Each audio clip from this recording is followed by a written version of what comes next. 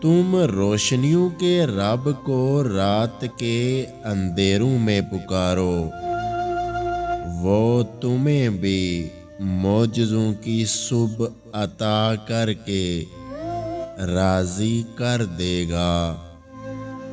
تم کیسے مایوس ہو سکتے ہو جب کہ اللہ نے فرمایا ہے کہ بے شک ہر تنگی کے بعد آسانی ہے۔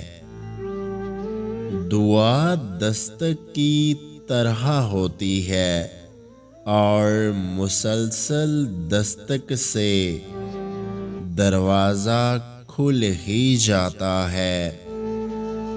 کیوں گھبراتے ہو مقدر کے فیصلوں پر؟ کیا تم نہیں جانتے تمہارا رب غفور و رحیم ہے؟ جلد ہی وہ مقام آنا ہے جہاں اللہ تمہیں تمہاری مانگی ہوئی ہر چیز سے نواز دینا ہے۔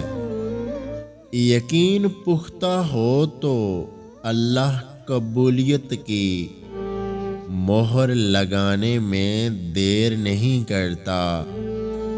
سبھی معجزوں کی ابتدا تمہاری تہجد کی دعاؤں سے ہوتی ہے۔ سنو، ابھی وقت صبر ہے، اس کے بعد وقت اجر ہوگا انشاءاللہ۔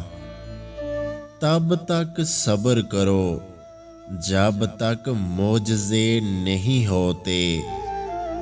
بس اپنے ارادوں میں مخلص رہو، اللہ کی مدد کو اپنے ساتھ پاؤ گے۔